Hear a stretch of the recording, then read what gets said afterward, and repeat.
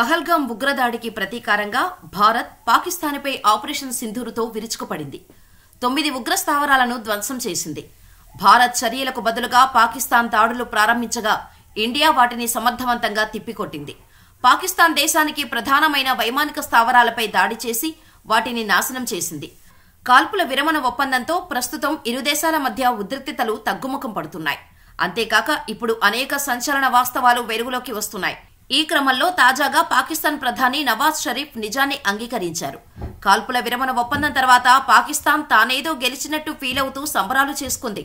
పైగా భారత్పై తామే పైచేయి సాధించామని, తమకు ఏమాత్రం నష్టం జరగలేదని బీరాలు పలుకుతూ వచ్చింది. కానీ ఇప్పుడు పాక్ ప్రధాని అసలు వాస్తవాలు వెల్లడించారు. ఇప్పటివరకు భారత్ దాడుల వల్ల తమకు ఎలాంటి నష్టం జరగలేదని గొప్పలు చెప్పుకుంటూ వస్తున్న పాకిస్తాన్ ప్రధాని షహబాజ్ షరీఫ్ తాజాగా అసలు నిజం బయటపెట్టారు. తాజాగా షరీఫ్ ఓ సభలో మాట్లాడుతూ మే 10 అర్ధరాత్రి 2:30 గంటల సమయంలో జనరల్ మునీర్ నాకు ఫోన్ చేసి భారత్ బాలిస్టిక్ మిస్సైల్ ప్రయోగించిందని చెప్పారు. నూర్ ఖాన్ ఎయిర్ బేస్తో పాటు ఇతర ప్రాంతాలు దాడికి గురయ్యారన్నారు. అప్పుడే నాకు అర్థమైంది ఆపరేషన్ సింధూర్ ఏ స్థాయికి చేరింది అని. అప్పుడు మన ఎయిర్ ఫోర్స్ కూడా భారత్ దాడులకు ధీటుగా బదులిచ్చిందని చెప్పుకొచ్చారు. పాకిస్తాన్ వాయుసేన స్థానిక సాంకేతికత సాయంతో తయారు చేసిన జెట్లను, అలాగే పాకిస్తాన్ జెట్లను వినియోగించిందని షరీఫ్ తెలిపారు. అయితే భారత్ మిస్సైల్ వాటి లక్ష్యాన్ని ఛేదించాయని ప్రకటించారు. స్వయంగా పాకిస్తాన్ ప్రధాని ఈ విషయాన్ని సైన్యానికి చెందిన ఉన్నతాధికారులు, ఇతర ప్రభుత్వ అధికారుల మధ్యన అంగీకరించిన వీడియో ప్రస్తుతం నెట్టింట వైరల్ అవుతూ ఉంది. భారత్ బాలిస్టిక్ క్షిపణుల వల్ల నూర్ ఖాన్ వైమానిక స్థావరం ధ్వంసమైంది. పాకిస్తాన్లోని ఇతర ప్రాంతాల్లో కూడా దాడి చేసింది భారత్. అయితే అంతకుముందు పాకిస్తాన్ ప్రధాని తన దేశ ప్రజలను ఉద్దేశించి ప్రసంగిస్తూ తాము విజయం సాధించామని ప్రకటించుకున్నారు. అంతేకాక సంబరాలు కూడా చేసుకున్నారు. ఇప్పుడేమో ఇలా భారత్ దాడి గురించి అంగీకరించడం గమనార్హం. దీనిపై నెటిజన్స్ రకరకాలుగా కామెంట్స్ చేస్తున్నారు.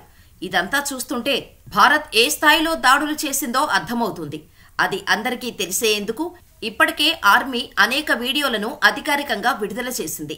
తాజాగా మరో వీడియో బయటకు వచ్చింది. అందులో పాకిస్తాన్ టవర్ క్షణాల్లో ధ్వంసమైపోయినట్టు స్పష్టంగా తెలుస్తోంది. ఈ సంఘటన మే 10వ తేదీన జరగ్గా జమ్మూ సరిహద్దుల్లో ఉన్న పాకిస్తాన్ అబ్జర్వేషన్ టవర్పై ఓ మిస్సైల్ వచ్చిపడినట్టు కనిపిస్తోంది. దీంతో ఆ టవర్ సెకన్లలో కుప్పకూలిపోయింది. భారత్ను రెచ్చగొట్టేలా పాకిస్తాన్ సాయుధ దళాలు ఏదైనా చర్చకు పాల్పడితే ప్రతిస్పందన ఎలా ఉంటుందో ఆ దేశానికి స్పష్టంగా సందేశం పంపినట్టు అయింది.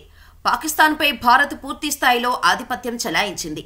పాకిస్తాన్ చేసిన ప్రతి దాడి ప్రయత్నాన్ని భారత్ తిప్పికొట్టడంతో పాటు ప్రతిగా భారత్ చేసిన దాడిని పాకిస్తాన్ కనీసం అడ్డుకోలేకపోయింది, ఆపలేకపోయింది, నిర్వీర్యం చేయలేకపోయింది. డ్రోన్లు, మిస్సైళ్లు, ఫైటర్ జెట్లతో భారత్పై దాడికి ప్రయత్నించగా వాటన్నిటినీ భారత్ పూర్తి స్థాయిలో అడ్డుకుంది, నిలువరించింది, నిర్వీర్యం చేసింది. అలా ఆపరేషన్ సింధూర్తో భారత్ పాకిస్తాన్పై ఆధిపత్యం చెలాయించింది. ఈ విషయాన్ని అంతర్జాతీయ సంస్థలు కూడా అంగీకరిస్తున్నాయి. భారత్తో అదే స్థాయిలో ఉద్రిక్తతలు కొనసాగితే పాకిస్తాన్ పని ముగిసిపోతుందని ఆపరేషన్ సింధూర్కు ముందే అంతర్జాతీయ యుద్ధరంగ నిపుణులు హెచ్చరించారు. దాడుల తర్వాత అదే విషయం తేటతెల్లమైంది. భారత్ సైనిక సామర్థ్యం ముందు పాకిస్తాన్ కనీసం నిలబడలేకపోయింది. చాలా ఖచ్చితత్వంతో భారత్ చేసిన దాడులు పాకిస్తాన్ను భయపెట్టేలా చేశాయి. అదే సమయంలో ప్రపంచ దేశాలను ఆశ్చర్యపడేలా చేశాయి. పాకిస్తాన్ వైమానిక దళం బాలిస్టిక్ క్షిపణులు, క్రూయిజ్ క్షిపణులు, డ్రోన్లను భారత్ తన రక్షణ వ్యవస్థతో అడ్డుకుంది.